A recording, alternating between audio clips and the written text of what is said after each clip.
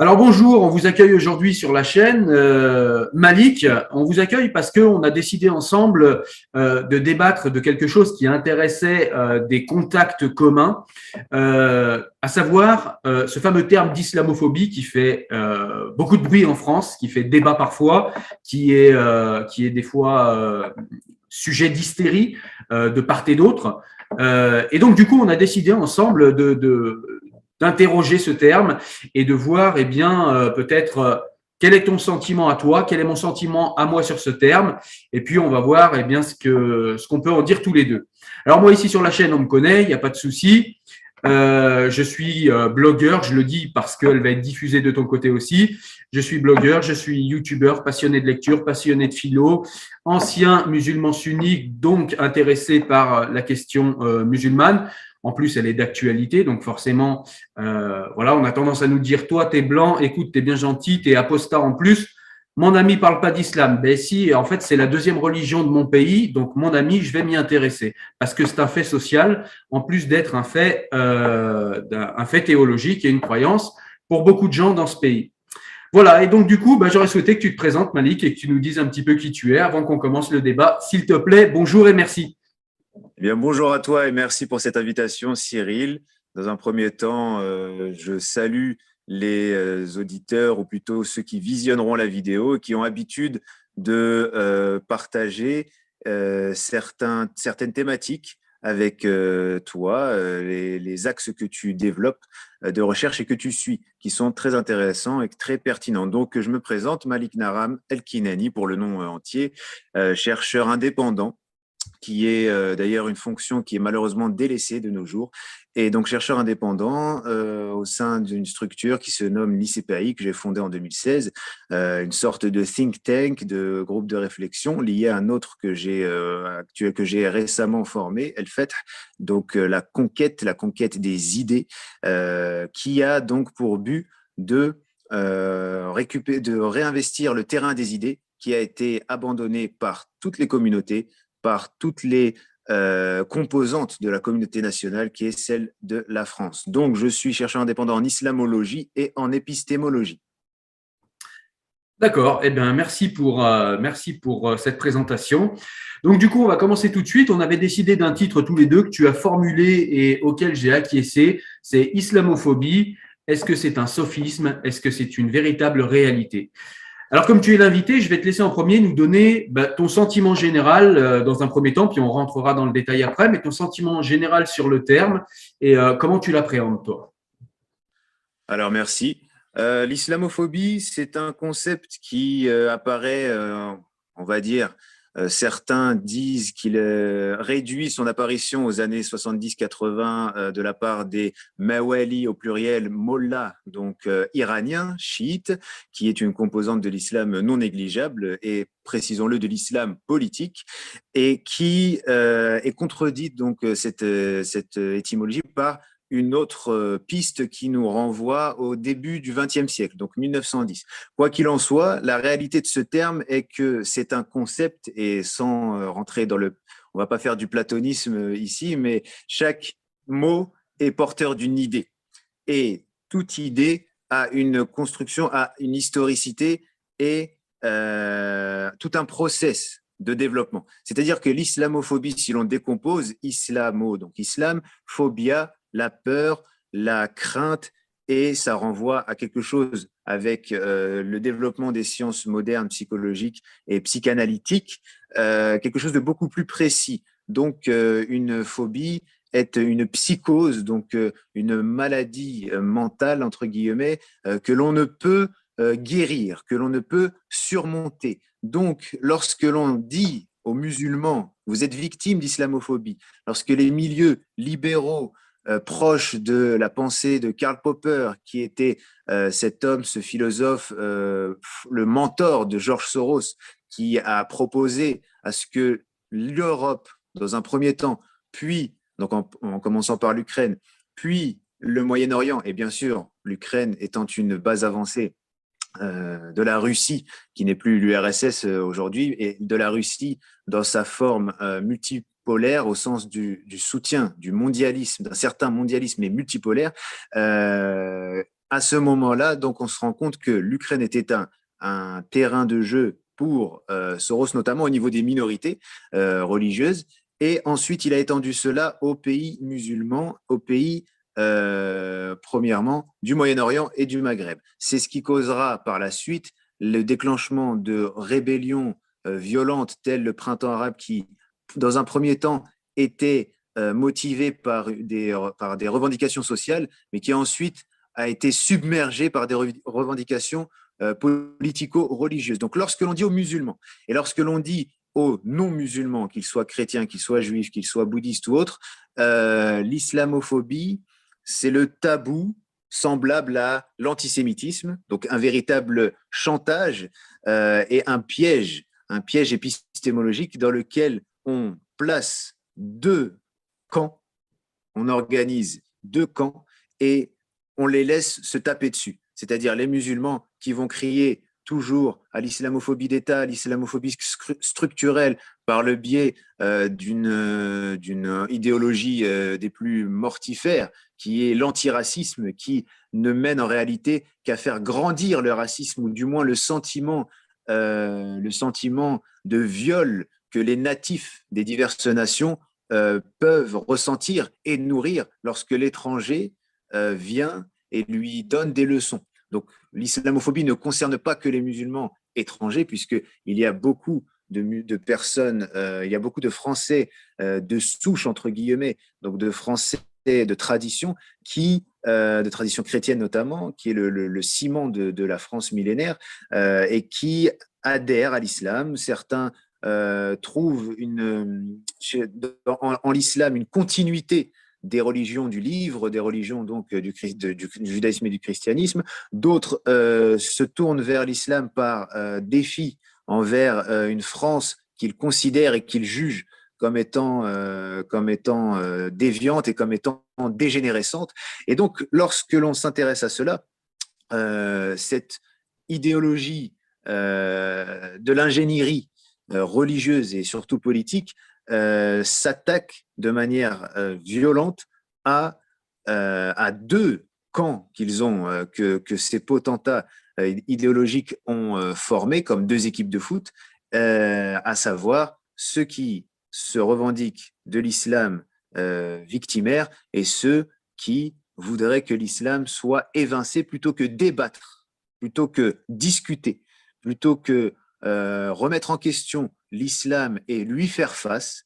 Non, il y a ceux qui veulent le détruire en fermant les yeux. Et de l'autre côté, il y a ceux qui veulent justement se faire passer pour les nouveaux, il faut le dire clairement, les nouveaux juifs du XXIe siècle, puisque ce que les juifs ont subi en Europe, il y a souvent cette comparaison maladroite entre la propagande qu'ont subie de la part du régime nazi, donc national-socialiste pour rester dans les termes historiques et les plus corrects, et fasciste de manière plus étendue, pour comparer la situation des juifs de l'entre-deux-guerres avec celle des musulmans actuellement, alors qu'aujourd'hui les musulmans ont accès à l'emploi, ont accès aux médias, peuvent malheureusement pour beaucoup même arriver jusqu'à la pleurniche, jusqu'à la culture rentière dont nous avions parlé, toi et moi en privé, à savoir quelque chose de semblable avec ce que d'autres communautés, donc arméniennes, juives, ont connu et connaissent toujours aujourd'hui. Donc voilà grosso modo, et on entrera dans les détails, ce qu'est l'islamophobie. D'accord. Alors moi, ma préhension de l'islamophobie, elle est… Alors j'ai pris quelques notes, pardon, je vais mettre les lunettes. Pour moi, effectivement, je situe la naissance de ce mot en 1910 sous la plume d'un intellectuel français. Et c'est un mot qui a été repris ensuite par Édouard Saïd, où lui donnait un sens en fait qui allait dans le prolongement du fameux orientalisme. C'est-à-dire que pour lui, c'était en fait une essentialisation de l'islam, une essentialisation négative. Donc ça, c'est ce qu'on savait du mot. Et puis ensuite, il a été repris, comme tu l'as expliqué, effectivement, dans les années 70 par Khomeini et par les mollahs. qui expliquait aux femmes qui refusaient de porter le voile pendant la révolution islamique qu'elles étaient islamophobes, et il expliquait à toute critique des intellectuels français de droite, puisque la gauche aimait bien Khomeini en France, il faut s'en rappeler. La gauche a largement soutenu la révolution iranienne, merci Foucault. Bref, et donc ce mot a commencé à être popularisé à ce moment-là dans les milieux intellectuels, au moins, à mon sens, en France. Et ce mot-là a complètement explosé chez le tout venant à partir des attentats du 11 septembre, où effectivement, on s'est posé la question du il y a un problème avec l'islam, qu'est-ce qui se passe, etc., etc. Et donc, du coup, certains intellectuels ont commencé à dire oui, mais attendez, si ça c'est le truc de l'Occident, c'est un truc très chrétien. On m'a mis un coup de poing dans la tête, mais je vais me fouetter, c'est ma faute. Si je l'ai pris, c'est ma faute. Tu vois, ça c'est un truc très chrétien, c'est un truc que je n'aime pas trop dans ma civilisation, mais on ne choisit pas. Bref, et c'est à ce moment-là en fait que le terme a été véritablement popularisé. On l'a trouvé sous la plume de Tariq Monod, on l'a trouvé ensuite après sous la plume évidemment de Tariq Ramadan, le grand Tariq Ramadan. On l'a trouvé sous la plume de beaucoup d'intellectuels de gauche qui ont repris le mot, puisque, on va en parler ensuite, ça revient dans la culture victimaire, effectivement, la culture victimaire d'aujourd'hui. Ceci dit, j'aurais une nuance avec toi dès le départ, et peut-être pas, en fait, peut-être que j'ai mal compris. La nuance, c'est que moi, je ne fais pas de parallèle entre antisémitisme et islamophobie. Je fais un parallèle, par contre, entre islamophobie et judéophobie. C'est-à-dire que souvent, on me dit, ouais, mais Cyril, tu parles souvent d'islamophobie et tu rejettes le terme. Mais l'antisémitisme, tu le crédibilises. Alors, je vais expliquer pourquoi rapidement, mais simplement, il n'y a pas plus judéophobe que moi, puisque le penseur qui a construit ma pensée, c'est Spinoza. Spinoza est le premier à avoir mis en pièces géométriquement, à la manière des géomètres, a-t-il dit, le judaïsme, la Torah en l'occurrence. Donc voilà, je ne crédibilise pas l'islamophobie, la judéophobie. On a le droit de chier, d'insulter les religions depuis 1791 dans notre pays. On expliquera peut-être pourquoi, on verra au cours de la conversation. L'antisémitisme, pour moi, c'est autre chose. L'antisémitisme, c'est une espèce de parano qui fait du juif. On l'a vu chez nous. On l'a vu chez nous et puis on le voit revenir dans une certaine population. Alors moi je dirais pas comme les intellectuels, c'est pas une certaine population musulmane, c'est plus large que ça. C'est une population des quartiers, une population qui aime le complotisme. Et on voit cette pensée revenir et cette pensée en fait, c'est une pensée complotiste où le juif, on lui reproche pas comme aux musulmans de ne pas être assimilé, au contraire, on lui reproche de trop nous ressembler et de nous diriger et de se cacher. Et c'est pour ça qu'on lui mettait une étoile jaune, parce qu'on n'arrivait pas à le reconnaître. Il fallait lui mettre une étoile. Alors que le musulman aujourd'hui, on n'a pas besoin d'étoile, on le reconnaît, on sait le voir. En tout cas, le raciste a des antennes, il le sent presque. Mais même, en plus, les musulmans en jouent de plus en plus, où ils essayent voilà, dans leurs habits, de déployer une manière d'être, un savoir-être identitaire. Là, je vous renverrai aux identités meurtrières d'Amin Malouf, qui explique très bien ce phénomène. Mais voilà, je vais m'arrêter là, j'ai beaucoup parlé. Voilà un petit peu comment moi j'appréhende le mot islamophobie. Et donc oui, l'antisémitisme, c'est une véritable paranoïa en fait qui fait du juif celui qui est toujours caché quelque part, il est dans les coins, il contrôle le monde, il contrôle les banques, et du coup il faut le tuer parce que tous les maux du monde, ça vient de lui. Parce que comme il contrôle tout, comme il contrôle le monde, c'est un peu comme, j'aime pas trop la comparaison, mais si Dieu contrôle le monde, tout ce qui se passe, c'est sa faute. Mais là, c'est pas Dieu, c'est le diable qu'on a rejeté sur la terre et le diable est incarné par le juif au nez crochu. On se rappelle dans les années 30 en France, le nez crochu, les mains crochues comme ça et il attrape l'argent, il kiffe. Voilà. C'est plus ça l'antisémitisme pour moi. Alors que l'islamophobie renvoie plus à l'islam, à la religion et la judéophobie, la judéité. Et moi, j'estime ne pas avoir le droit d'être antisémite. J'estime ne pas avoir le droit de haïr des musulmans parce qu'ils sont musulmans. En revanche, j'estime avoir le droit de pouvoir dire ce que je veux de n'importe quelle religion sous la forme que je le veux, tout simplement parce que philosophiquement, mon pays m'a expliqué de par ses intellectuels pourquoi cette liberté est une grande liberté. Voilà, voilà où je débute. Alors, je ne sais pas ce que tu en penses, mais voilà. Je suis globalement d'accord, hein, même dans les détails. C'est-à-dire que là où j'ai fait le parallèle, où effectivement, judéophobie aurait été beaucoup plus pertinent, c'est justement la manière, et enfin le sens connoté, les diverses connotations qu'on a ajoutées au fil du temps au terme islamophobie, pour le faire arriver justement à une forme de non plus peur ou crainte ou paranoïa, mais haine de l'islam. Alors, dans ce cas-là, pareil pour l'homophobie, qui à la base désigne donc étymologiquement la crainte de l'homosexuel et qui est devenu un terme valise pour désigner la haine contre l'homosexuel. Alors que, justement, tu avais développé un concept qui était intéressant, enfin, tu avais exprimé la haine de l'islam comme étant la misislamie, et Je c'était trouve que le terme est intéressant, justement. approprié. Je l'ai piqué à Khaled Benchek, hein, c'est pas moi qui l'ai inventé. Raleb ou Khaled? Khaled Benchek, Raleb, le oui, président de la Fondation de l'Islam de France. l'islam de France, effectivement. Et oui, c'est intéressant sémantiquement. Et pour rester, on va dire, dans le calque ou l'imitation, moi, j'appelle ça l'anti-islamisme au sens de, Voilà. donc l'anti-judaïsme, au sens où Voltaire l'entendait, c'est-à-dire l'islamisme, c'est l'islam. Ce n'est pas, donc à la base, hein, bien sûr, d'un point de vue sémantique, c'est ce que le terme désignait. Donc, ce qu'on peut voir dans le développement justement et dans l'acceptation juridique, parce que ce qui est important, c'est à partir du moment où la notion est agréée par le droit. C'est-à-dire que en soi, on ne peut pas être condamné pour islamophobie, ça n'existe pas. Comme on ne peut pas non plus être condamné pour antisémitisme en soi, mais pour appel à la haine raciale, les chefs d'accusation sont clairs. Donc, ce qui est intéressant, c'est que René Cassin, qui était le président de l'Alliance israélite universelle, qui est une organisation donc semblable à l'American Jewish Committee, une organisation communautaire, mais non pas religieuse, une organisation identitaire qui d'ailleurs s'est vite rangée à partir des années 60 dans le camp des néoconservateurs américains qui sont ces gauchistes déçus du communisme et de sa tournure, de la tournure trotskiste en réalité du marxisme et de sa faiblesse et de son incapacité à mettre en application ce que le philosophe, on oublie souvent que c'était un philosophe dans la culture populaire, mais malheureusement on l'oublie, Karl Marx, qui a justement développé la dialectique historique et la dialectique matérialiste. Donc, qui nous a permis à tous, à toute l'humanité,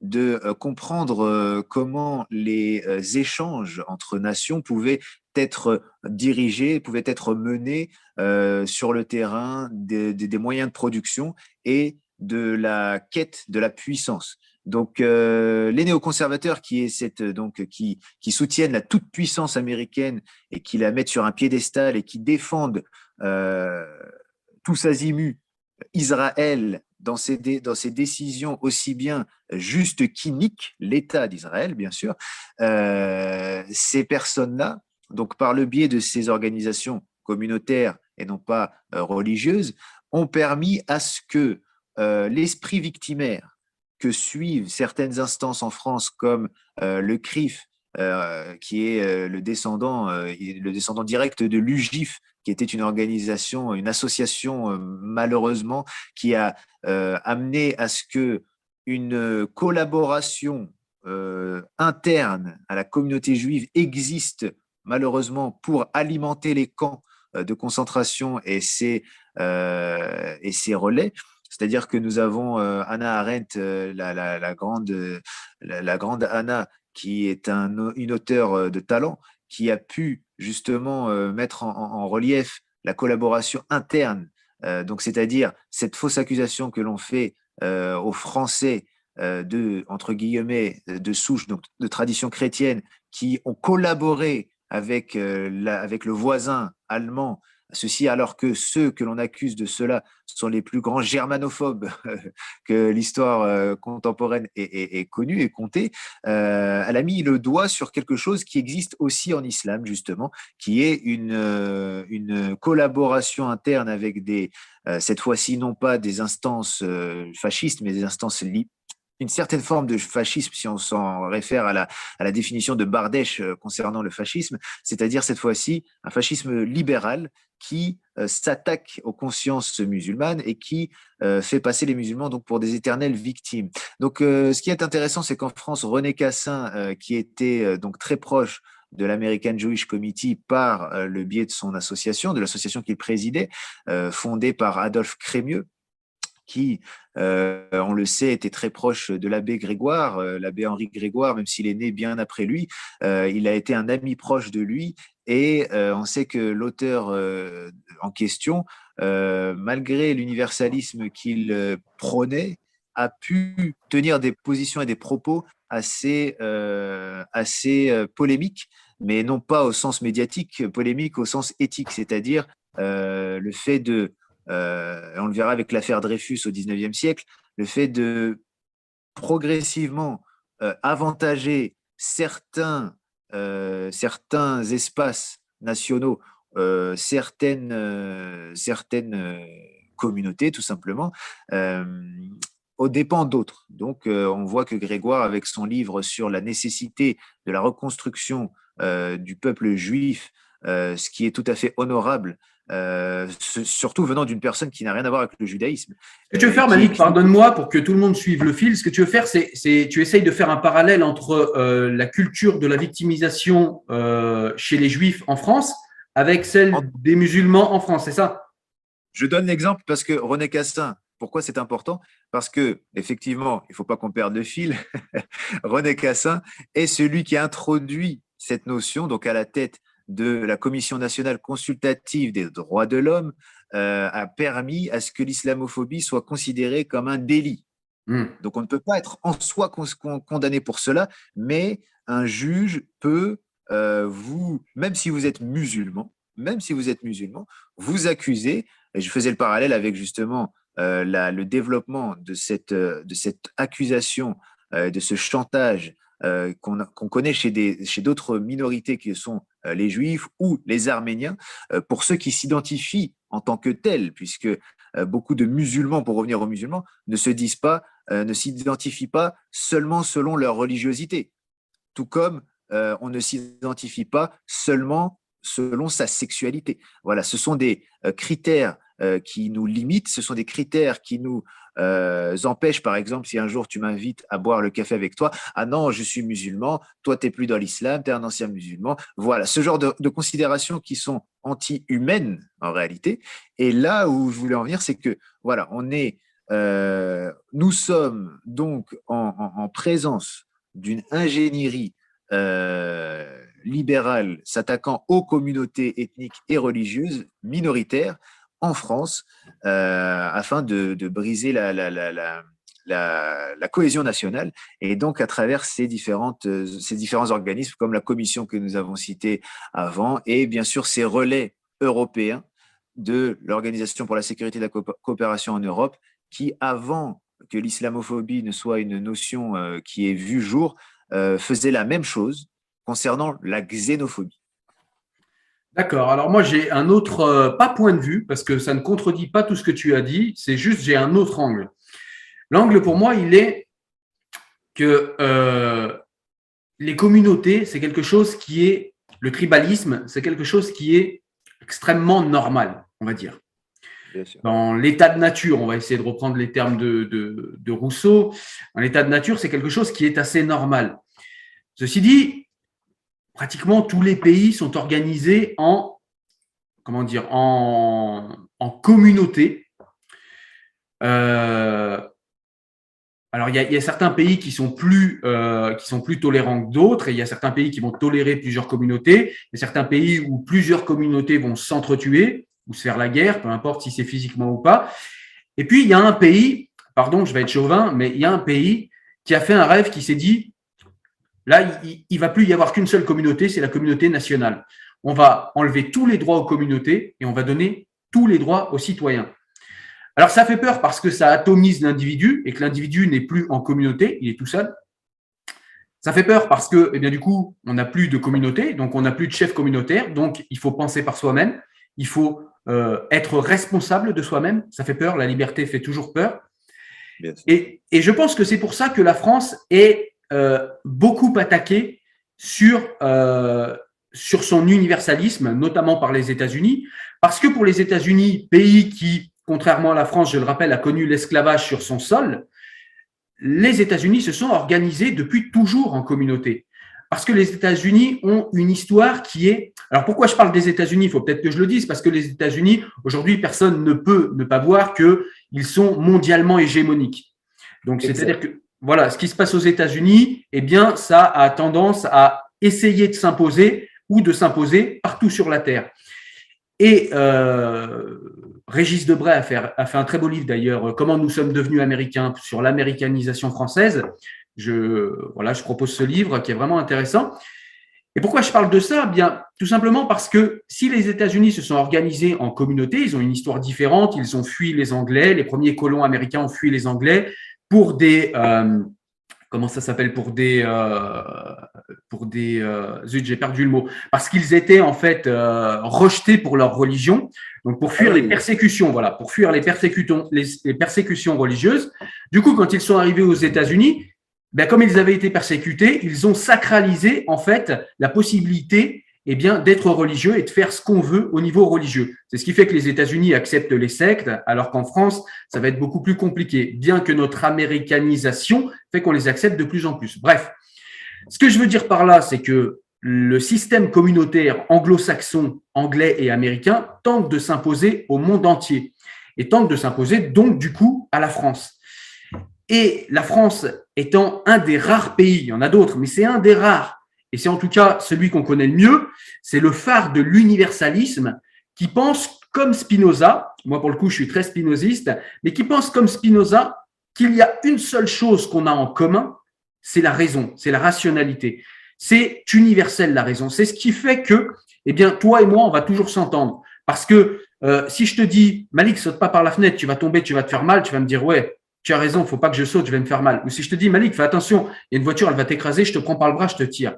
Parce que ça, c'est universellement vrai. Parce que la raison est la seule chose qui nous est commun à tous, malgré les filtres qu'on a au-dessus du regard pour voir la réalité. Si on se sert de notre entendement et qu'on commence à étudier la réalité, qu'on commence à étudier les faits et qu'on commence à étudier la matière, ce que Descartes appellerait l'étendue, eh bien, c'est ce qui fait que nous pouvons partager un monde commun. Et comme dirait notre ami Finkielkraut, si on veut vivre en commun, il faut qu'on ait quand même la montre à la même heure. Si on n'a rien en commun, ça va être compliqué de discuter. Et c'est ce que font les États-Unis, c'est-à-dire qu'ils ont des communautés étanches qui n'ont rien en commun à part le dieu argent. C'est ce qui fait qu'ils peuvent travailler ensemble toute la journée, nous montrer de belles entreprises ultra-capitalistes comme Google, où vous avez des noirs, des musulmans, des voilés, des jaunes, des verts, des martiens qui travaillent tous ensemble. Mais tous ces braves gens ne sont ensemble que pour faire de l'argent, parce que le soir, eh bien, ils rentrent tous chacun dans leur communauté. Et rentrant chacun dans leur communauté, eh bien, ils ne se rencontrent véritablement jamais, sauf pour faire de l'argent, je le redis. Et donc, ce système, moi, me pose problème, et je pense que ce système, même si beaucoup de Français ne sont pas capables de l'expliquer, pose problème aux Français, parce que le Français, lui, quand il est antiraciste, il veut que Malik, il habite à côté de chez lui. Il veut pas que Malik, il habite dans la communauté là-bas, avec Mohamed et Bachir. Malik, il doit habiter à côté de Bertrand, de, je sais pas, Gabriel Attal, de Mamadou, bref, je fais des gros clichés, mais c'est pour faire comprendre, en fait. C'est pour faire comprendre que les Français, ce qu'ils veulent, c'est vivre ensemble. Vivre en communauté, c'est pas vivre ensemble. Allez demander aux Libanais qui réclament la laïcité, parce qu'ils savent que vivre en communauté, c'est pas vivre ensemble. C'est pas véritablement vivre ensemble. C'est se partager un bout de terre et se partager une manière de faire du pognon. C'est pas vivre ensemble, ça. Donc voilà, en France, on a eu un autre rêve, un rêve qui est, je trouve, et je pense, et là on en revient à l'islamophobie, ça crée des tensions parce que la France a pu assimiler beaucoup de peuples de culture chrétienne. Il ne faut pas se cacher derrière son petit doigt. Je ne dis pas que c'est impossible, je ne dis pas que c'est pas faisable. D'ailleurs, la réalité nous montre que c'est faisable. Mais assimiler à un projet universaliste, universel vient de catholique, c'est la même racine, et assimiler à un projet universel une civilisation différente, c'est-à-dire la civilisation, parce que l'islam n'est pas qu'une religion, c'est aussi une civilisation. Et donc, quelqu'un qui adopte l'islam en tant que religion adopte aussi certains axiomes, certains axiomatiques islamiques qui fait que, eh bien, il va y avoir d'importants frottements avec la société française. Et c'est compliqué, en fait, pour les Français d'accepter ça, et c'est compliqué pour les musulmans de vivre ça en comprenant qu'en fait, ce qu'il y a, c'est pas forcément toujours du racisme, c'est aussi un frottement entre deux visions presque antinomiques du monde. Et ces deux visions s'affrontent et te disent non, moi j'ai raison, moi j'ai raison. Mais en fait, il n'y a personne qui a raison. C'est qu'à un moment, il va falloir ou qu'on trouve en fait un moyen de trouver quelque chose en commun, et ça se fait au quotidien, pour vivre ensemble, et arrêter de s'accuser dans un cas d'islamophobie et dans un autre peut-être de parler de terroristes ou de donner vie à ce que je disais tout à l'heure, à être dans la misislamie tout le temps. En tout cas, on a le droit de ne pas aimer l'islam, mais rejeter l'islam en tant qu'une personne est musulmane et se réclame des préceptes de l'islam, ça me paraît exagéré et ça me paraît surtout contraire à l'universalisme français. Et donc voilà pourquoi je parle de tout ça, c'est parce qu'en fait, à mon avis, ce mot islamophobie, en fait, il cristallise toutes ces tensions, les tensions entre la société américaine qui veut communautariser le monde, parce que il y a aussi un aspect pécunier, hein, vendre, je sais pas si tu connais le business communautaire, vendre à un musulman ce qu'il aime, vendre à un chinois ce qu'il aime, vendre au portugais son stromos ou sa bière Sagres, ça c'est vachement bien et ça permet de faire plus d'argent le business communautaire. Mais les États-Unis voient les choses en tant que communauté. Ça frotte contre la France qui, elle, ne reconnaît qu'une communauté, c'est la communauté nationale. Et d'un autre côté, il y a aussi un frottement entre une civilisation musulmane, en tout cas des gens qui sont porteurs de cela, même parfois ils en sont même pas eux-mêmes conscients, mais en tout cas ils sont porteurs de ça et qui voudraient imposer leur manière de vivre et de voir à la société française, et des Français qui, eux, rejettent tout en bloc. Juste un dernier truc et après je te laisse parler Malik parce que j'ai beaucoup parlé. Moi je suis un petit peu dans la nuance et dans l'équilibre là-dessus et j'aime beaucoup une phrase d'Amin Malouf qui dit que souvent le pays qui accueille des gens et les personnes qui arrivent dans le pays d'accueil cèdent à deux extrêmes. C'est-à-dire que tous les deux, ou bien ils vont croire que quand on arrive dans le pays d'accueil, eh bien le pays d'accueil est un cahier où toute l'histoire est écrite et on ne peut plus rien faire. Et puis il y a certains immigrés qui vont tomber dans un extrême et qui vont dire eh bien le pays dans lequel j'arrive est un livre blanc, il n'y a rien d'écrit sur les pages et je vais écrire ce que je veux. Et en vérité, ce qui se passe dans la réalité, c'est que c'est en fait plus nuancé que ça. On arrive, il y a un livre qui est déjà écrit, il faut respecter ce qui est déjà écrit. En revanche, tout ce qui est à venir n'est pas encore écrit. Et là, on peut le coécrire en commun.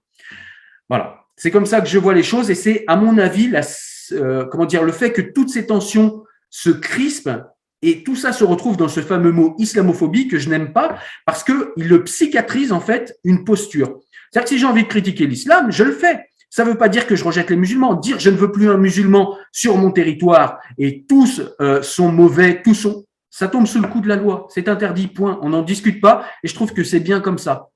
Maintenant, on ne peut pas dire islamophobie à chaque fois que quelqu'un émet une critique. Et l'islamophobie, ça a tendance, comme toutes les autres phobies dont on a parlé, c'est-à-dire négrophobie, c'est-à-dire judéophobie, c'est-à-dire grossophobie, ils en inventent tellement maintenant, homophobie, transphobie. Bref, à chaque fois, on psychiatrise en fait une critique. Je suis désolé, moi j'ai fait des débats sur les fameux trans. Je suis désolé, je suis en droit, moi, aujourd'hui, de dire que je suis désolé, un homme est un homme, pardon. Et une femme est une femme. Et on voit des gens comme J.K. Rowling qui ont été écartés de certains projets parce que elle a dit que, je sais plus, un militant trans disait qu'une femme qu'une personne justement qui avait ses règles, machin, pouvait pas faire telle ou telle chose. Et J.K. Rowling dit oui, une personne qui a des règles, ça s'appelle une femme. On l'a accusé de transphobie. Donc en gros, voilà, le relativisme se fait un devoir de nier la réalité. Et là, en l'occurrence, on veut nous faire nier la réalité biologique. Et en fait, là où je veux en venir, c'est qu'à chaque fois, on psychiatrise les gens, un petit peu comme on le faisait chez les communistes. On psychiatrise les gens, on les enferme pas encore, mais en tout cas, on les psychiatrise pour lui dire « Écoute, si t'es pas d'accord avec moi, c'est que t'es mahboul, mon ami, t'es fou.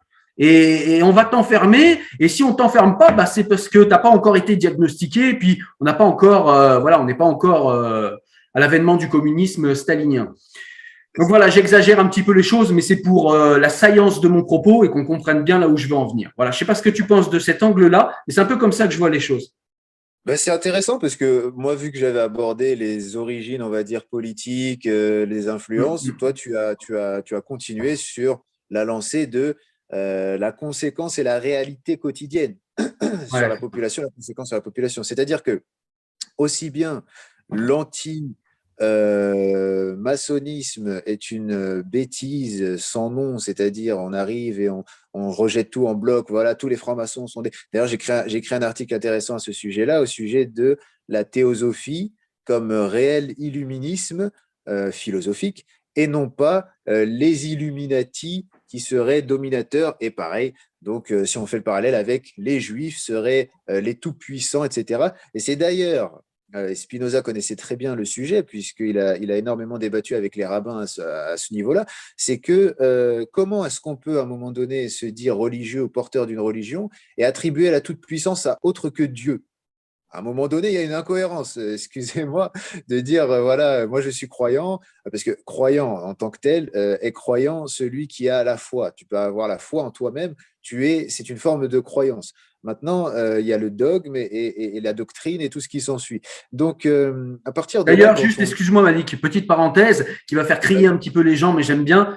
L'athée est un croyant, parce à partir du moment où on ne peut pas décider et on ne peut pas trancher si Dieu existe ou pas, l'athée est un croyant. Ça fait crier, j'aime bien le mettre. Parenthèse refermée, pardon. Merci d'avoir ouvert cette parenthèse parce que j'appuie toujours sur la différence entre athée et antithéiste. L'antithéiste, donc l'antithéisme qui est une posture philosophique historique, consiste à dire qu'il n'y a pas de Dieu et qu'on combat Dieu et qu'on ne laisse pas les gens croire en Dieu. L'athée est celui qui se pose des questions sur Dieu, qui n'adhère pas à un dogme, qui peut être déiste ou non, et qui lui pose des questions. Donc là, c'est différent, c'est vraiment un questionnement.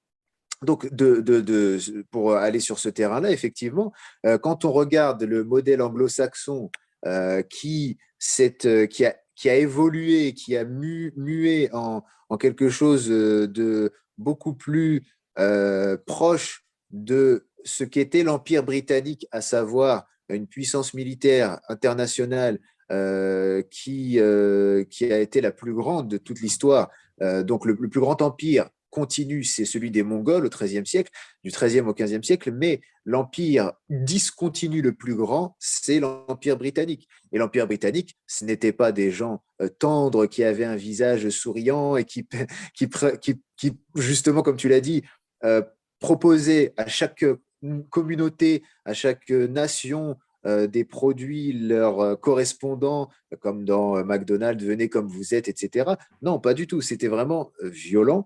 Il y avait une volonté, par contre, à comparer avec l'impérialisme français, lancé par Napoléon et qui a été ensuite transformé en un colonialisme beaucoup moins, qui a dévié du projet bonapartiste, à savoir les Anglais, eux, ne supportaient pas l'assimilation.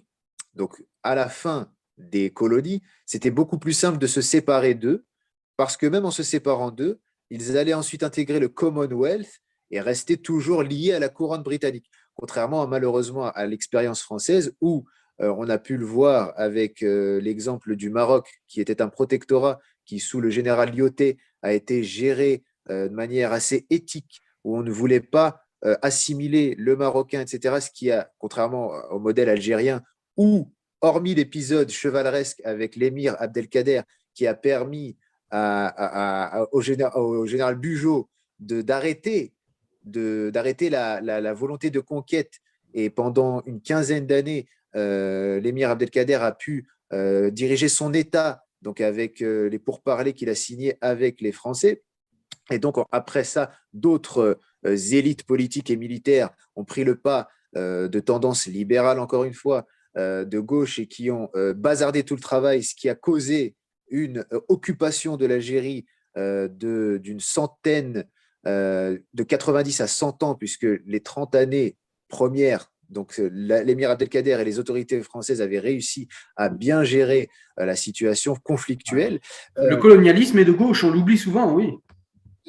Oula, excuse-moi, totalement. Et c'est là où on a malheureusement une Algérie qui est dans le rejet de la France, qui est dans dans la violence envers la France, non pas seulement par rapport à cette rancune historique, mais par rapport à cette mauvaise gestion des explorateurs français tels que Massignon, etc., qui ont voulu effacer l'identité arabo-musulmane en Algérie et qui aujourd'hui récoltent malheureusement les retours de cette mauvaise gestion. Le Donc, tout ça pour colonialisme. revenir. Vas-y, pardon, vas-y, conclus. Pardon. Ah, tout ça pour Non, je revenir voulais juste placer une parenthèse, dire qu'effectivement, c'est vrai que l'Algérie était française et c'est vrai que le français, comme je le disais, il a un défaut, c'est que le français, il veut faire des autres un français comme les autres, pour le meilleur et pour le pire. L'assimilation, oui, c'est ça. C'est ça. C'est ça qui est problématique, c'est que si on prend le modèle russe, qui est très intéressant, encore une fois, on parlait de la société ouverte de George Soros, élève de Karl Popper, qui agit continuellement pour s'opposer à la Russie, qui propose justement un modèle de nouvel ordre, donc d'ordre séculier, d'ordre mondial, et de nouvel ordre mondial, non pas la notion complotisme, mais la notion géopolitique, à partir de 2007, faisant face à l'hégémonie justement du mondialisme américain, qui lui est homogénéisant à souhait, qui ne fait pas de différence et qui veut donc imposer son modèle, justement, comme on disait, anglo-saxon, prétendument tolérant. Donc on voit l'exemple russe et sa minorité musulmane de 20 millions de personnes, on ne parle même pas de la Tchétchénie, où donc il n'y a pas que les musulmans, mais chaque communauté religieuse a voix au chapitre, et ça ne veut pas dire que ces gens-là peuvent imposer leur culture ou quoi, non, pas du tout. C'est que ces gens-là ont tous le sentiment d'être russes. Le problème qu'aujourd'hui les musulmans connaissent, c'est qu'ils n'ont pas le sentiment d'être français. Alors que lorsque tu nais dans un pays, que tu grandis dans ce pays, que tu es nourri par ce pays, que tu travailles pour ce pays, tu es de ce pays, tu es un enfant de ce pays, tu es un enfant de cette nation. Donc le projet justement français qui a entre autres été développé à la fin du siècle des Lumières et non pas en plein milieu du siècle des Lumières comme certains voudraient le prétendre. Tout viendrait des Lumières, ce qui est complètement faux, et qui ensuite, par les révolutionnaires, a été amené au goût du jour, amené à être réalisé, à se réaliser. Ce projet dérange effectivement des nations telles que les États-Unis qui, eux, ne veulent pas de ça, puisqu'ils sont nés dans un rejet déjà de la couronne britannique. Les 13 colonies se sont construites, ont proposé aux communautés ethniques minoritaires qui étaient les Noirs esclavagisés et les Indiens exterminés, entre guillemets, fortement génocidés, de se prendre les armes contre la couronne britannique en leur promettant qu'une fois une fois la couronne britannique repoussée, ils auraient eux aussi droit, ils auraient eux aussi leur part, on va dire, de gloire, leur part dans la société, dans l'action sociale. Finalement, c'est faux. L'esclavage a continué jusqu'en 1848, donc plus d'un siècle, enfin presque un siècle après la Révolution américaine. Et à ce moment-là, on se rend compte que ce modèle-là, qui s'est construit sur une violence ethnique, une violence ethno-différentialiste, pour reprendre le terme d'Olivier de Benoît, de la Nouvelle Droite, fondateur du GRES, d'ailleurs, donc groupe de recherche et d'études européen, etc., qui est très très intéressant quant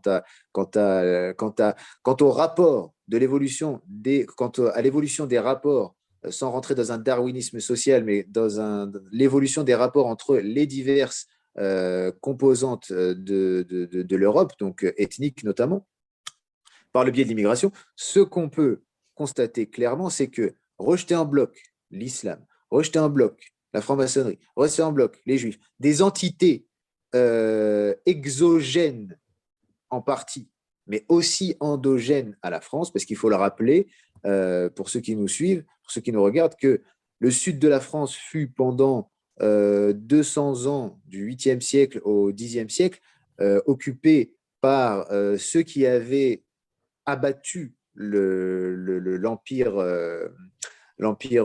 wisigoth, qui empêchait le royaume de France, le royaume des Francs plutôt, de conquérir le pays qui était le leur, puisque les Visigoths n'étaient pas du tout des anciens, enfin des anciens Gaulois entre guillemets, des Germaniques de l'ouest rhénan. Et tout ça pour revenir au fait que les musulmans doivent lorsqu'ils sont en France, tout comme lorsqu'ils sont au Maroc, tout comme lorsqu'ils sont en Algérie, avoir une conscience nationale, avoir un respect du drapeau, se rendre compte que la sacralité des rapports est à la base même de leur religion, est à la base même de leur spiritualité, avec bien sûr la nécessité, comme on l'a dit tout à l'heure, de ne pas disparaître, de ne pas se dissoudre dans un cadre social ou sociétal différent. Concrètement, le musulman qui ne supporte pas l'évolution de la France, il n'y a pas que des musulmans qui ne supportent pas la dégradation de la France. Majoritairement, ce sont des chrétiens ou des athées, et il y a d'autres pays, entre guillemets, donc, qui Parce pourraient accueillir. C'est parce qu'il y a souvent, en fait, je pense, chez les musulmans, je l'ai beaucoup rencontré, c'est qu'en fait, ils assimilent la France à la modernité. Et souvent même l'Occident à la modernité. Il y a des antimodernes en Occident, il y a des antimodernes en France, et il y a des gens qui sont pas forcément antimodernes, et je pense que c'est mon cas, qui sont critiques de la modernité, moi je me considère comme un progressiste, mais le progressiste, c'est pas une poule sans tête. Le progressisme, il sait où il va, il sait pourquoi il progresse. Il progresse pas dans tous les sens pour dire je progresse. C'est pour mettre une teub à Ginette, non, je suis pas un progressiste. Je suis désolé de parler de manière si triviale, mais voilà, je le pense comme ça, je le dis comme je le pense. Il y a un équilibre à atteindre entre tradition et modernité. C'est ça. On ne peut pas délaisser l'un au profit de l'autre, c'est impossible. Donc, si on recadre le débat public sur la question de l'islam, sur la question aussi de la haine de l'islam, il faut qu'on s'écarte de ce concept galvaudé qui est l'islamophobie, qui bloque toute possibilité d'échange, qui ferme la bouche de ceux qui veulent s'exprimer et qui nous mettent justement dans des situations où je suis Malik, tu es Cyril, alors on doit se faire la guerre forcément. C'est ça, non, c'est clairement pas comme ça. Après, je suis d'accord avec ton constat et là, on va se rejoindre vraiment là-dessus et c'est important parce que c'est un constat important. Je pense qu'on doit se parler et je pense que c'est comme ça qu'on va résoudre beaucoup de choses et je pense que c'est pas parce qu'on est différent que effectivement on peut pas se parler. On nous montre à la télé des débats qui sont hyper violents, où on a des gens qui sont des caricatures et qui se parlent pas en fait, qui se jettent leur idéologie au visage et ils s'écoutent pas. Et c'est pas ça qu'il faut qu'on fasse.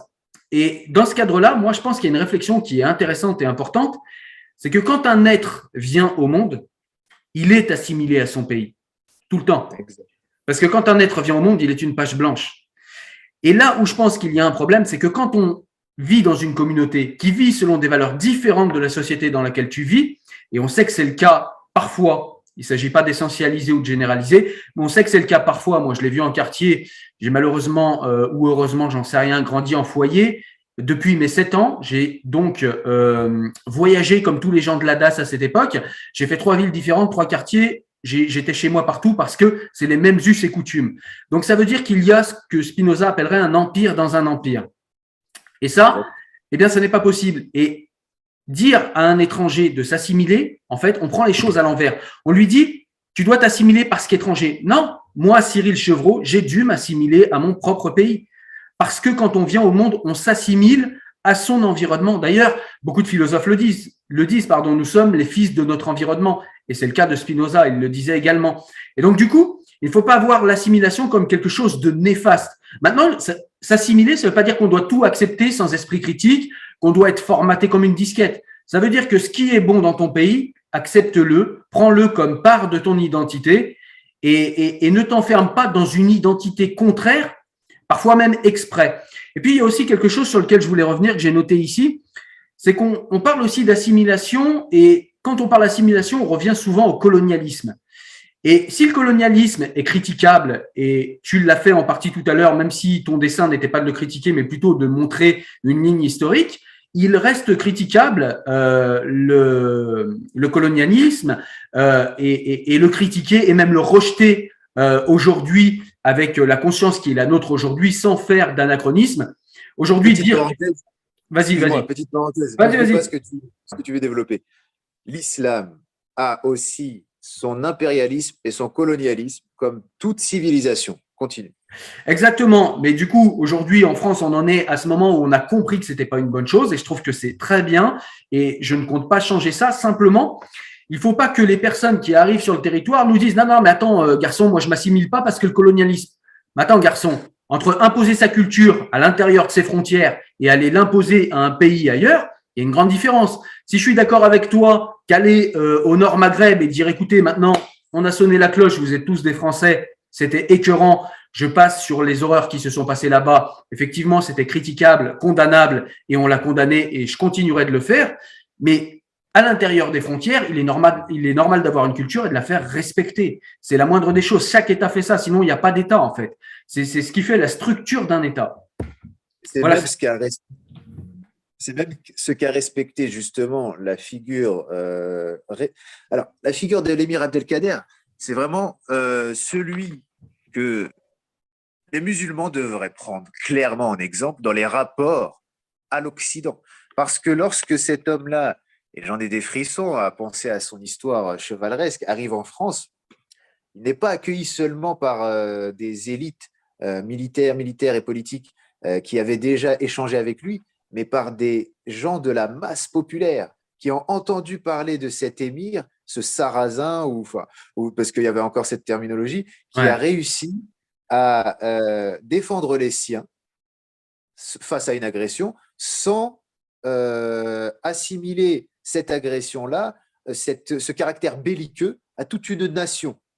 Et il avait des mots très respectueux. Il a même été justement jusqu'à être respecté et mis sur un piédestal par des sociétés initiatiques telles que la franc-maçonnerie qui lui ont accordé un statut unique. Si le musulman prenait exemple sur cet individu et s'intéressait à son histoire, puisque l'histoire, bon, moi j'appuie toujours dessus parce que c'est mon domaine, mais c'est essentiel de revenir à l'histoire, on pourrait justement avoir des gens qui, même s'ils viennent et qu'ils migrent en France, migreraient avec un logiciel déjà civilisationnel intègre. C'est-à-dire que personne ne te dit abandonne ta religion, mais ce qui est dit même dans ton livre, c'est respecte ton voisin, respecte le lieu où tu poses pied et si par exemple le musulman a cette rancune vis-à-vis du colonialisme, qu'il n'oublie pas qu'au 8e siècle, les Omeyyades sont entrés en Espagne, au Portugal, en France par le sabre. Donc quelqu'un qui viendrait en France avec un logiciel d'intégrité qui saurait que dans ses propres racines civilisationnelles, même avant, remontant en ce qui me concerne, je vais donner un exemple. J'ai créé un article il y a quelques années, 2 ou 3 ans, sur la barbe. Tu vois que moi, je porte la barbe et je me laisse pousser la barbe.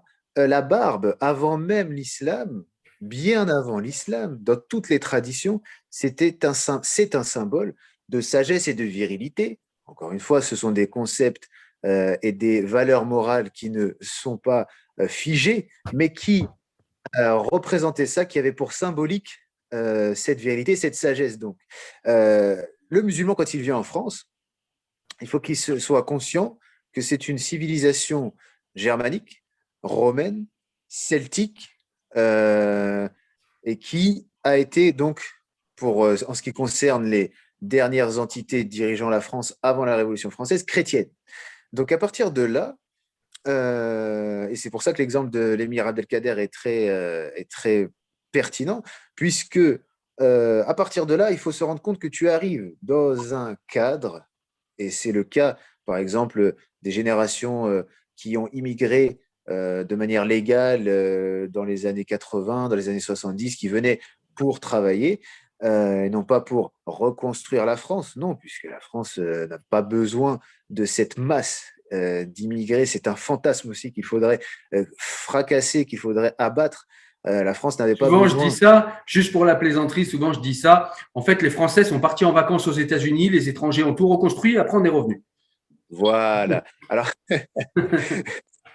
si à la limite, dans un rapport démographique, on avait une situation similaire avec la Libye, où ils ne sont que 3 millions ou 6 millions, et qu'avec les travailleurs, ils arrivent à un nombre de 10 millions, là, on peut dire que c'est des étrangers qui ont reconstruit le pays, mais pas quand c'est minoritaire. et pas quand ça vient de la part d'idéologues et d'hommes politiques qui ont poussé aux vagues migratoires afin de mieux asseoir leur projet de libéral, à- comment dire, qui était aligné sur la politique étrangère américaine. Donc le plan Marshall, tout ça, tout ça. Tout ce qu'on doit retenir de cela dans les migrations des populations, c'est que lorsque on parlait tout à l'heure de la communauté juive, lorsque le peuple d'Israël, pour reprendre l'exemple biblique, arrive en Égypte, s'installe et, dans un premier temps, s'intègre, puis met en place une communauté dite des Hyksos, qui va même arriver à prendre le pouvoir à un moment donné, et qu'ils seront repoussés par les natifs, par les locaux, même quand Moïse, dans l'épisode biblique, vient réclamer le droit de son peuple, il ne dit pas à Pharaon que son peuple est innocent et que son peuple, on ne peut rien lui reprocher. Il faut que l'autocritique, et c'est ce que tu fais depuis le début justement de cette intervention, tu es autocritique, tu critiques ta propre civilisation que je partage, puisque en réalité nous sommes de la même civilisation, mais tu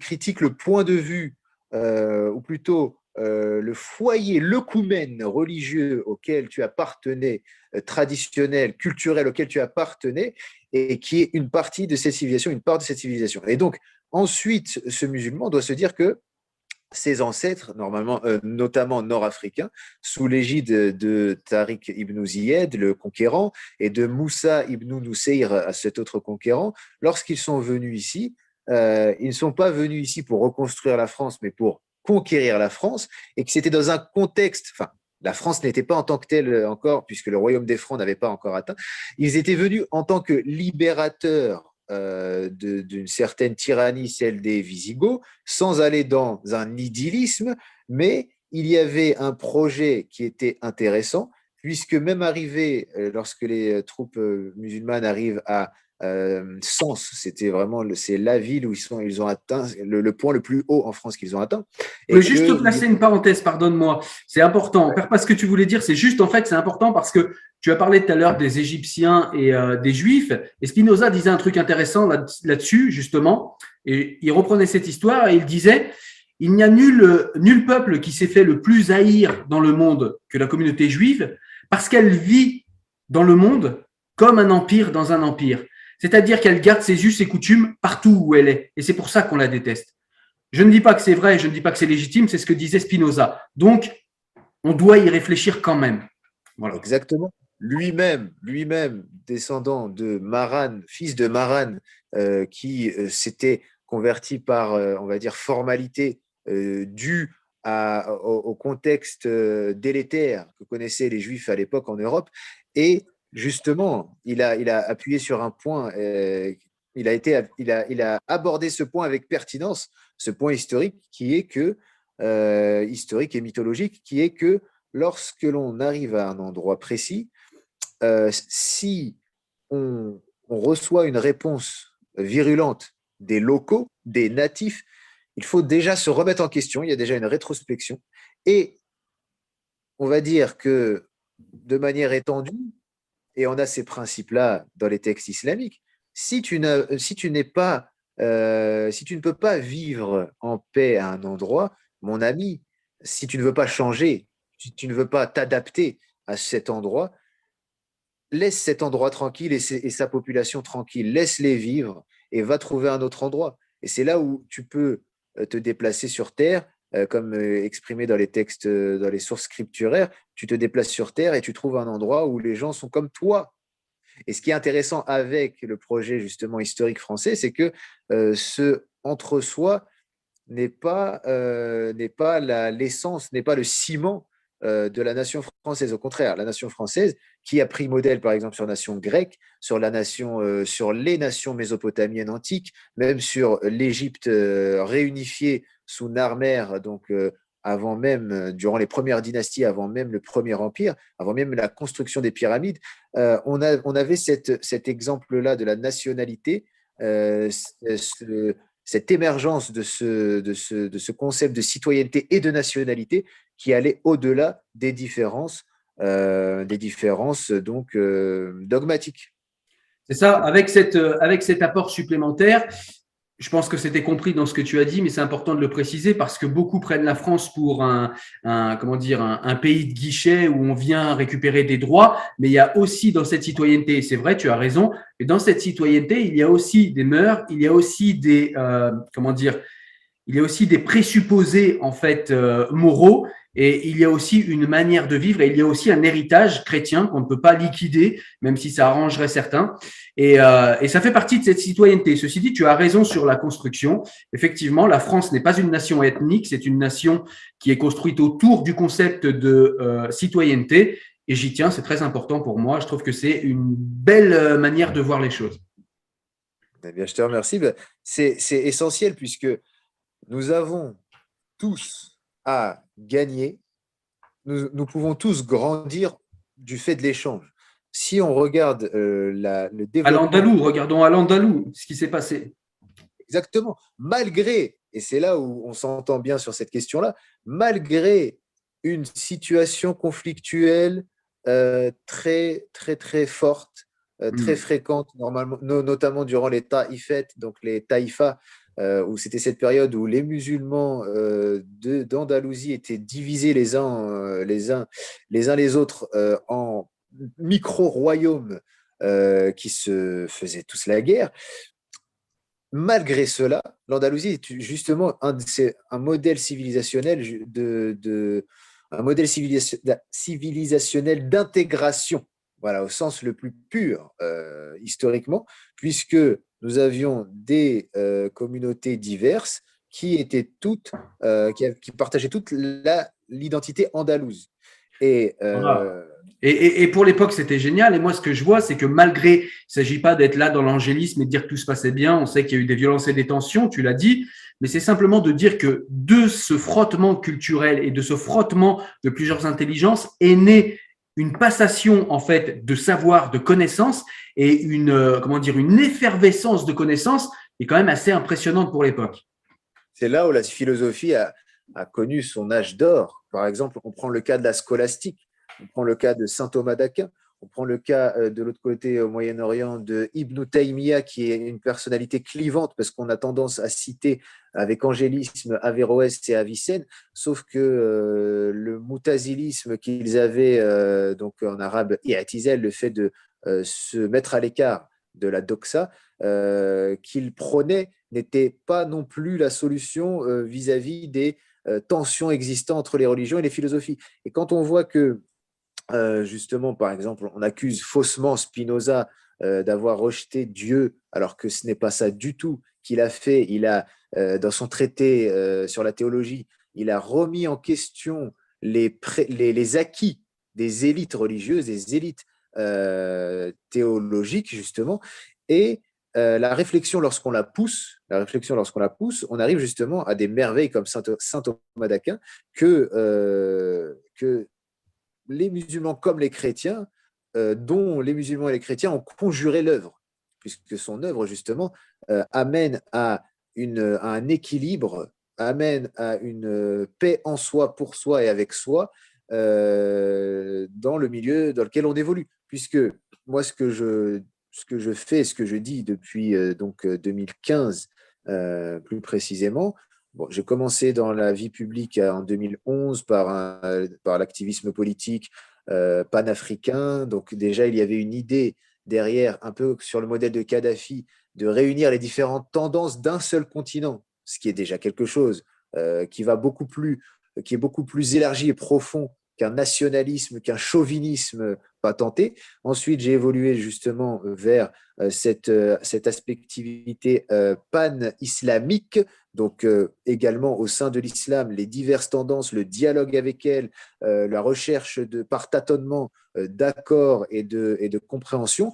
Et ensuite, j'en suis arrivé à m'élargir, tout ceci toujours avec ce même logiciel d'ouverture et d'ouverture et de respect de soi, de connaissance de soi, à la souveraineté. C'est ce qui nous relie tous. Toutes les nations du monde ont besoin de leur souveraineté propre. Donc le souverainisme politique et parmi les idées que je défends et que je travaille, nous amenant justement à, par le biais de l'éducation, par le biais de l'enseignement, à permettre aux diverses communautés, donc dans mon cas, en commençant par les arabo-berbéro-musulmans, ou les arabo-musulmans plus largement, ainsi que les autres communautés, à recouvrer les arcanes civilisationnels, éthiques, ethniques et religieuses dans un contexte globalisé et acculturant, puisque nous sommes à l'ère du globalisme et de l'acculturation et de l'appropriation culturelle. C'est-à-dire qu'à partir du moment où on n'est pas capable de maîtriser, on ne demande pas aux gens d'avoir un doctorat ou d'avoir des diplômes, parce que le doctorat, c'est que la première étape, si on y revient, mais d'avoir des diplômes du supérieur, simplement de comprendre que chez Spinoza, chez Ibn Tufayl, chez Averroès, chez Ibn Taymiyyah, chez Maïmonide aussi, on pourrait mettre. Maïmonide, effectivement, chez saint Thomas d'Aquin, chez Rachi, chez toutes les grandes figures de la pensée, de la réflexion et de la philosophie, on trouve des points d'accord. Sur quoi? Sur la raison, la morale découlant de la raison.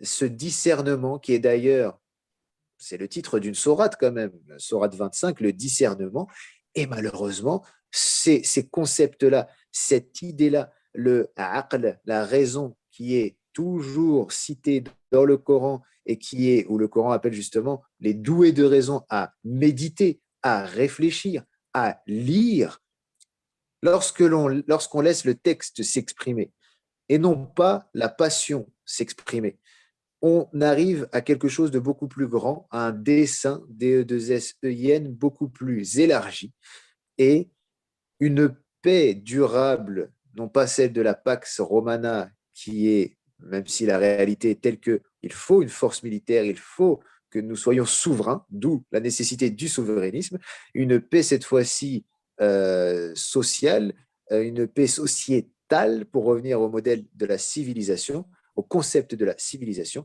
et non pas une société ouverte, une société où toutes les tendances sont en réalité la cible de l'universalisme, non pas pragmatique, mais de l'universalisme total. Ouais, puis il y a des gens qui font cette confusion, et c'est notamment ce que font les anglo-saxons très souvent. Ils font la confusion entre l'universalisme humain et l'universalisme républicain. L'universalisme humain, il postule que, eh bien, il y a des valeurs qui sont communes à tous les êtres humains et que nous, les grands sauveurs, belles âmes, on va aller sauver le monde au nom de blablabla, blablabla, on connaît. On sait quels sont les résultats, l'Afghanistan, etc., l'Irak, la Libye, etc. Et d'ailleurs, pas aller plus loin. Ça, c'est les néoconservateurs pour les guerres d'aujourd'hui. C'est ça. Et ensuite, moi, l'universalisme que je défends, c'est l'universalisme républicain français. C'est-à-dire que, eh bien, il y a des, il y a des valeurs, il y a la rationalité très souvent, effectivement, comme le dit Spinoza.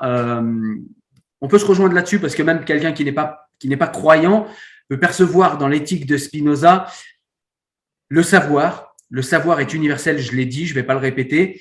Mais même quand on est croyant, pour Spinoza, on ne peut connaître Dieu qu'en connaissant le monde dans lequel on vit, qu'en connaissant. En fait, c'est compliqué le concept qu'il développe, c'est pour ça que j'ai du mal à le verbaliser, c'est que pour lui, la connaissance de Dieu, c'est la connaissance de tout ce qu'il y a autour de nous, en fait. Puisque nous sommes, un peu comme chez les soufis, chez vous, nous sommes, quand on est spinoziste, nous sommes partie de Dieu, nous sommes mode d'un attribut infini de Dieu. Bref, je ne vais pas faire de la philo maintenant, ce n'est pas le but.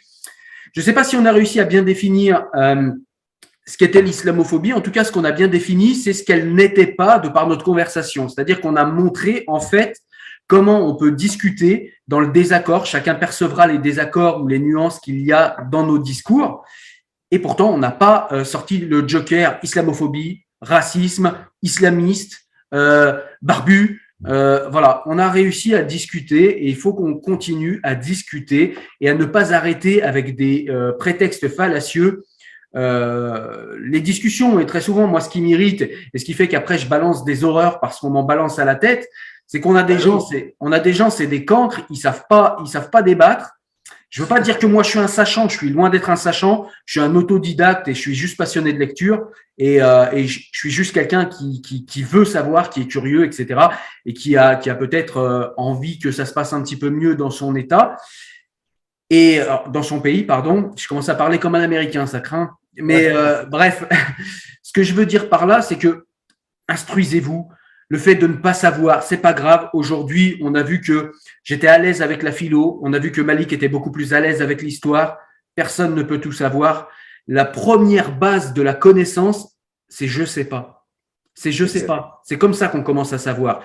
J'aimerais bien que les gens comprennent ça et qu'ils sachent dire je ne sais pas parce que ce je ne sais pas avoué à soi-même va te pousser très fort à aller chercher les réponses et à justement prendre de la connaissance. Et un jour, tu sauras. Même si, quand tu vas répondre à ton je sais pas, il y en a 1000 autres qui vont naître, peu importe, tu auras répondu à ton je sais pas et tu vas progresser, cheminer dans la connaissance. Et au lieu de sortir islamophobie, islamiste, eh bien, tu vas commencer à réfléchir et tu vas commencer à dire, ah ouais, mais peut-être qu'on s'entend pas là-dessus, mais on peut peut-être trouver un point commun là-dessus et peut-être qu'on peut trouver un consensus, etc., etc. C'est le message que je voulais passer. Voilà, je te laisse conclure, Malik. Bien, exactement, nous sommes d'accord sur ça. C'est-à-dire qu'en soi, à partir du moment où l'objectivité est notre leitmotiv, à partir du moment où on enlève sa main, on enlève sa subjectivité, sa personne du débat, et c'est le propre du chercheur, il n'y a pas forcément besoin de travailler pour le CNRS.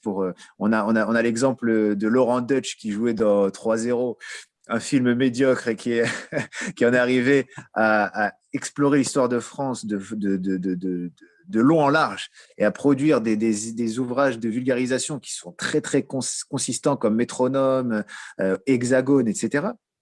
Le fait est qu'il faut être honnête intellectuellement.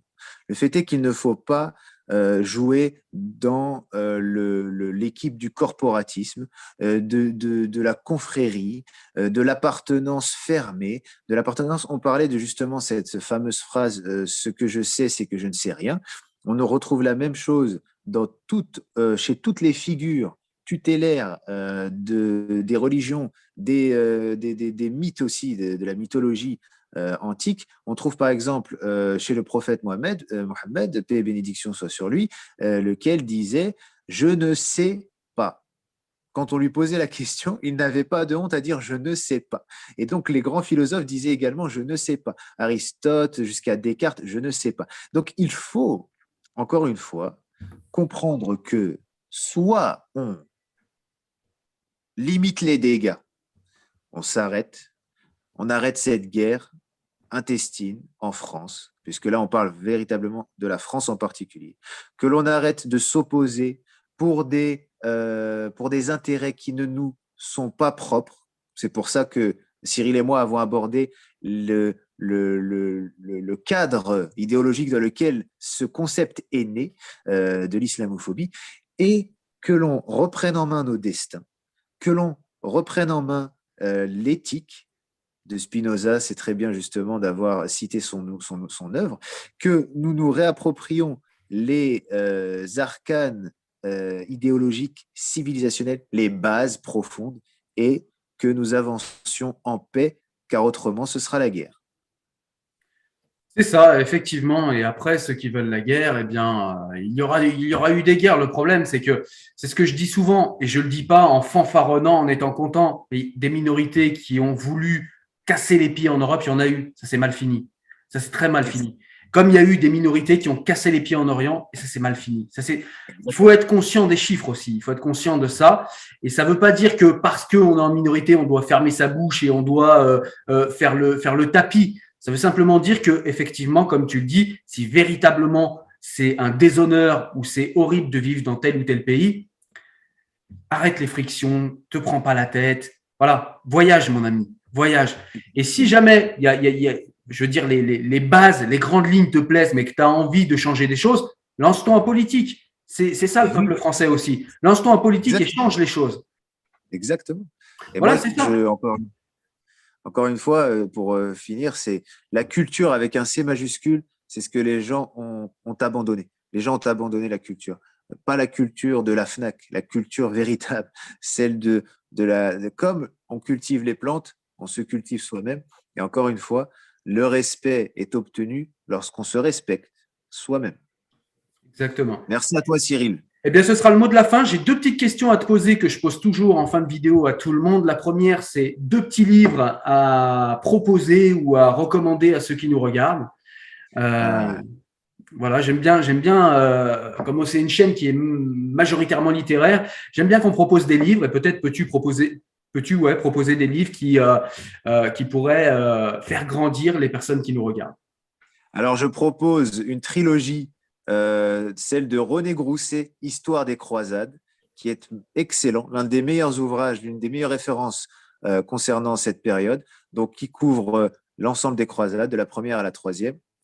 Même certains historiens parlent de quatrième, mais lui, il va vraiment sur ce qui est attesté par les diverses sources. Et ce qui est intéressant, c'est qu'on a l'exemple au cours de dans ce développement-là, on a l'exemple des rapports entre chrétiens et musulmans, et que malgré la guerre, et c'est même par le biais de la guerre que les civilisations ont réussi à s'entendre mieux qu'avant. C'est-à-dire, elles ont crevé l'abcès, malheureusement, dans la violence, mais en faisant cela, il y a eu des échanges, il y a eu des figures comme Godefroy de Bouillon, il y a eu des figures comme Saladin, Richard Cœur de Lion, des gens qui n'ont pas, malgré qu'ils étaient opposés, Richard Cœur de Lion était connu pour sa chevalerie, Saladin aussi, et les uns et les autres se respectaient malgré les horreurs qu'ils pouvaient causer.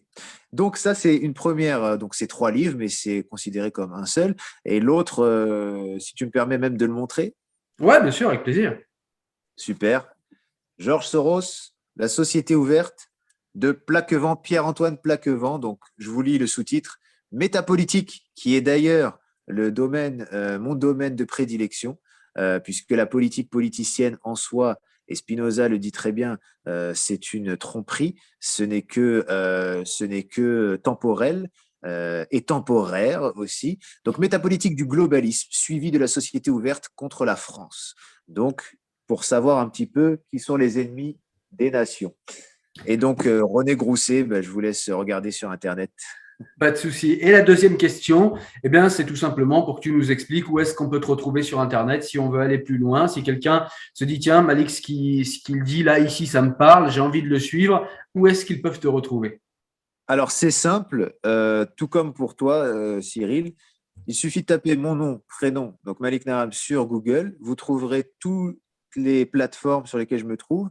Et puis, le plus simplement possible, Facebook, Twitter, Instagram. Vous tapez donc Malik Naram et vous trouverez directement mes comptes. Et sur YouTube également. Et on se rejoindra là-bas avec plaisir. Eh bien voilà, il me reste à te remercier pour cet échange qui, il y en aura peut-être d'autres. Je l'espère. Là, on a parlé d'islamophobie et puis finalement, on a dérivé sur tout un tas de choses et c'était très intéressant. Donc, je te remercie d'être venu sur la chaîne. C'est moi qui te remercie, Cyril. C'est une belle rencontre et l'ouverture d'un beau dialogue. Merci.